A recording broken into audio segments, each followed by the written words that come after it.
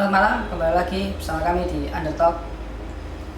Malam hari ini kita berada di segmen Myth or Fact, di mana kita akan membahas mitos atau fakta kebenarannya di luar sana. Apakah kisah ini di luar sana menjadi mitos atau fakta? Oke, malam hari ini kita akan membahas tentang Annabelle. Ya, siapa yang tidak tahu boneka Annabelle? Tentu saja teman-teman menonton sekalian pasti tahu boneka Annabelle itu sering diceritakan di film dengan boneka yang sangat menakutkan, seram, dan di dalam boneka tersebut ada isinya. Dalam arti ada sosok iblis yang menunggu di dalam boneka tersebut. Boneka tersebut akhirnya mencelakai manusia yang ada di dekatnya. Tapi apakah benar sosok yang di dalam Annabelle itu benar-benar nyata? Atau bagaimana awal mula sosok itu bisa ada di dalam boneka? Yuk kita langsung saja kepada inti ceritanya, yaitu Annabelle. Pada awal tahun 1970 di Amerika Serikat, ada gadis bernama Donna. Dia adalah salah satu mahasiswi di Universitas Keperawatan. Dan tentu saja dia tinggal di dekat universitas tersebut dengan temannya yang bernama Angie. Dan beberapa hari kemudian si Donna pun berulang tahun. Dan ibunya pun memberi hadiah kepada Donna. Adalah sebuah boneka. Boneka tersebut dibeli oleh ibunya di toko hobi yang tepatnya berada dekat dari rumahnya. Dan melihat kado tersebut, hati Donna merasa senang, dan bersama temannya juga Angie senang mengetahui bahwa si Donna dikadoi oleh ibunya boneka. Dan beberapa hari setelah si Donna ulang tahun, ada hal yang mengganjal terhadap boneka tersebut. Yang awal mulanya boneka tersebut ditaruh di kasur, tiba-tiba ada di bawah. Ada suatu ketika Donna sama Angie pergi ke universitas lagi kuliah. Boneka ini ditaruh di atas kasur. Tapi waktu si Donna sama Angie pulang, tiba-tiba boneka ini sudah di bawah. Tentu saja bagi Donna sama Angie hal itu biasa. Mungkin bisa jatuh sendiri atau terkena angin atau ada yang binatang atau gimana. Tentu saja hal itu biasa bagi mereka berdua. Setelah si Angie dan si Donna pulang ke rumah, lama kemudian ada salah satu temannya datang yang bernama Lo. Dan temannya yang bernama Lo ini mengetahui bahwa si Donna memiliki boneka yang diberi hadiah oleh ibunya. Dan sontak si Donna pun cerita ke Lo bagaimana kisah yang aneh yang terjadi pada boneka tersebut. Yang sudah saya jelaskan tadi, bahwa boneka itu tiba-tiba jatuh sendiri, ada hal-hal yang mencurigakan, gerak-gerik yang sangat aneh. Padahal si Donna sama Angie gak merasa boneka itu di situ, tapi tiba-tiba ada di balkon ataupun di ruang tamu. Dan sontak Lo pun terkejut, dan Lo pun berkata, jika boneka itu ada di dalam boneka itu ada sosok yang membuat boneka itu bisa pindah. Tapi dari si Donna sama Angie itu tidak percaya akan perkataan Lo. Tapi tidak lama kemudian, setelah beriringnya waktu, ada hal-hal yang bertambah aneh pada boneka tersebut. Dan kebetulan si Donna sama Angie itu menyaksikan sendiri. Ada kejadian di mana waktu si Donna sama Angie pulang ke rumah, ada tulisan help me sama help us. Dan di situ si Donna sama Angie terkejut. Siapa yang menulis kertas ini? Tulisannya itu seperti tulisan anak kecil yang berantakan. Dalam kertas tersebut tertulis demikian. Sontak dia kaget, mereka berdua ini kaget. Dan tidak lama kemudian, si Donna menelpon peramal untuk bisa melihat apakah ada sesuatu di dalam boneka tersebut. Ternyata setelah punya usut, peramal itu menjelaskan bahwa di dalam boneka tersebut ada sosok iblis. Di dalam boneka tersebut ada roh yang bernama Annabelle Higgins. Dan Donna dan Angie pun terkejut. Tanya kepada peramal tersebut, siapakah Annabelle Higgins? Kita flashback lagi. Ternyata Annabelle Higgins adalah anak berumur 7 tahun yang pada saat itu meninggal karena bunuh diri. Tapi tim kami, tim Andaltrop, itu sudah memutuskan untuk si Annabelle Higgins ini itu kematiannya dikarenakan bunuh diri atau dia menembak ke mulutnya sendiri. Tetapinya ini sambil memegang boneka tersebut. Jadi awal mula boneka Annabelle itu dikatakan Annabelle karena boneka itu milik Annabelle Higgins yang telah meninggal maksudnya, dalam umur 7 tahun.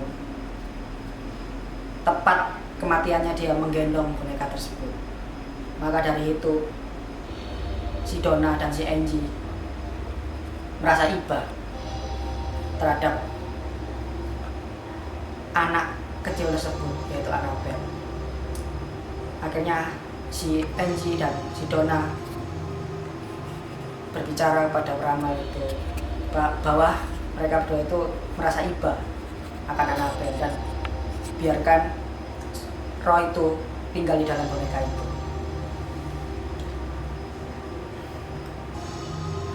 Oke, jadi dari sini kita sudah tahu awal mula dari Annabelle itu seperti apa. Adalah boneka yang diisi oleh roh Annabelle Higgins. Oke, kita lanjut. Si Angie dan Donna ini sudah kayak merelakan si Annabelle itu di dalam bonekanya. Tapi tidak semudah itu. Kalian tahu sendiri ya bahwa iblis itu tidak akan berhenti mengganggu kita. Tidak lama dari itu, boneka Annabelle ini mengganggu yang bernama Lo, temannya dari Donna dan Angie. Pada waktu itu si Donna dan si Donna ini lagi pergi, dan di dalam rumah itu ada Angie bersama Lo. Dan tiba-tiba di dalam kamar si Donna itu terdapat suara yang mencurigakan, padahal di dalam kamar itu tidak ada orang atau tidak ada siapa-siapa. Dan sontak si Lo mengecek apa yang ada di dalam kamar si Donna. Dibukalah pintu itu. Setelah dibuka, ternyata di dalam ada boneka Annabelle sedang duduk melihat lo saat membuka pintu. Dan lo semakin tertantang apakah itu benar kelakuan boneka ini atau tidak. Mendekatlah si lo pada boneka tersebut. Pelan-pelan, tiba-tiba sebelum dia menyentuh boneka Annabelle, si lo ini merasa dadanya sakit, seperti tercapik-capik. Padahal sebelumnya itu tidak ada apa-apa sebelum masuk ke kamar itu. Tapi entah kenapa waktu mau mendekati boneka Annabelle dan memegangnya, itu terasa badan ini tercapik-capik. Dan itu bekasnya banyak sekali. Dan lo ini berpikir bahwa itu pasti perbuatan dari boneka Annabelle. Karena setelah lo pergi dari kamar itu, bekas itu menghilang, tidak ada. Dan dari situ serangan fisik pun terjadi terhadap lo. Kalau yang saya jelaskan tadi yang pertama itu dari mental, serangan mental kepada Angie dan si Donna, bahwa boneka itu berpindah tempat. Tapi yang sekarang ini serangan fisik terhadap lo temannya. Oke. Terus keesokan harinya mereka pun menghubungi The Warrens. The Warrens, apa itu The Warrens? The Warrens ini adalah salah satu cenayang. Dia mau melihat apakah di dalam itu sosok iblis seperti apa yang ada di dalam boneka itu. Terus setelah itu Angie dan Donna memanggil The Warrens. Ya, The Warrens ini dari dua orang bernama Ed dan Lauren Warren. Edward dan Lauren Warren. Dua orang demonologi untuk menyelidiki kasus ini. Warren mengatakan bahwa boneka tersebut ada roh iblis, tapi sosok iblis ini akan menyakiti manusia, mengincar jiwa manusia, dan tidak akan membiarkan orang-orang itu tenang selama boneka itu di sebelah manusia. Tak lama kemudian seorang pastor dipanggil untuk mengusir setan itu dari apartemen. Dan boneka itu kemudian diambil oleh Ed Warren dan Lauren, dibawa untuk dimuseumkan, ditaruh di rumahnya. Tapi tidak semudah itu. Dalam waktu perjalanan membawa boneka tersebut, mobil The Warren ini mengalami gangguan atau mengalami trouble, masalah. Mulai dari remnya blok, terus mobil tidak berfungsi dengan baik. Terus sesudah itu ketika mobil mengalami masalah, The Warren mengambil air suci dan menyiramkan ke boneka Annabelle. Seketika itu semua kembali normal. Mobil kembali normal dan The Warren pulang ke rumahnya. Dari situ The Warren memikirkan bahwa sudah selesai. Ini iblis sudah tidak ada karena waktu di mobil ya sudah menyiramkan air suci. Pada tiba sampainya di rumah, boneka itu ditaruh di meja dan ditinggal. Tidak semudah itu boneka itu ditinggalkan di situ, membuat kerusakan yang sangat-sangat hebat. Ketika Warren kembali ke ruangannya, boneka itu sudah mengacak-ngacak ruangannya. Ruangannya itu berantakan semua, dikarenakan ulah dari boneka Annabelle. Sentak, The Warren pun memanggil pendeta, tapi pendeta itu tidak meresponi panggilan dari The Warrens. Akhirnya pendeta itu datang untuk datang untuk membawa boneka Annabelle ke gereja untuk disucikan. Tapi pada saat perjalanan pendeta tersebut membawa boneka Annabelle, dia mengalami kecelakaan yang sangat hebat, dan itu membuat pendeta itu mengalami luka yang sangat parah. Dan diyakini bahwa kejadian tersebut itu ulah dari boneka Annabelle. Dan ketika ada orang tahu pendeta mengalami kecelakaan, The Warren pun mengunjungi pendeta tersebut dan memutuskan untuk mengambil kembali boneka Annabelle tersebut untuk ditaruh di dalam ruangannya, dimuseumkan. Tapi bedanya ditaruh di kaca, di lemari kaca, dan disucikan dengan air suci, dan di lemari kaca tersebut diberi tulisan do not touch atau jangan dipegang. Banyak melihat jika Annabelle itu ada di sekitaran rumah dari The Warren. Tapi sampai saat ini boneka tersebut ada di Museum Warren Occult di Monroe, Connecticut, Amerika Serikat. Jadi mana yang benar? Apakah memang Annabelle itu sudah lepas dan dia memang berkeliaran di sekitar rumah tempat Annabelle dimuseumkan, atau memang Annabelle itu sudah memang ada di dalam beserta rohnya, dikunci dan dikunci di dalam museum tersebut. Jadi seperti itulah kira-kira kisah dari boneka Annabelle.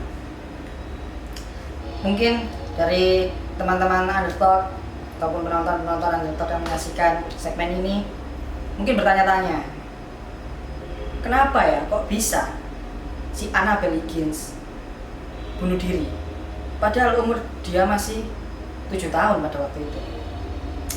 Ya pasti banyak yang bertanya-tanya seperti itu. Oke, saya jelaskan bahwa Annabelle Higgins bunuh diri pada waktu umur 7 tahun itu dikarenakan ayah dan ibunya sering bertengkar. Ayahnya ini adalah seorang militer, otomatis ayahnya ini sangat keras, dan ibunya pun menjadi sasaran dari kegeramannya ayahnya pada medan perang. Beberapa jam kemudian, si Annabelle Higgins ini melihat kedua orang tuanya bertengkar hebat dan sering bertengkar, sampai pada satu titik Annabelle Higgins depresi dan dia memikirkan untuk bunuh diri. Pada beberapa jam kemudian, si Annabelle Higgins memutuskan untuk mengambil pistol daripada ayahnya, dan dia naik ke lantai 2, dan saat itu dia menembakkan ke dalam mulutnya, dan detik itu Annabelle Higgins meninggal. Nah, dari cerita ini itu bisa kita jelaskan bahwa kematian Annabelle Higgins itu dikarenakan kedua orang tuanya yang broken atau bisa disebut tidak akur. Maka si Annabelle Higgins memutuskan untuk mengakhiri hidupnya karena tidak kuat dengan keluarga yang seperti ini. Oke, mungkin ada lagi pertanyaan dari penonton atau teman-teman Undertalk soal boneka Annabelle. Kenapa kok dipanggil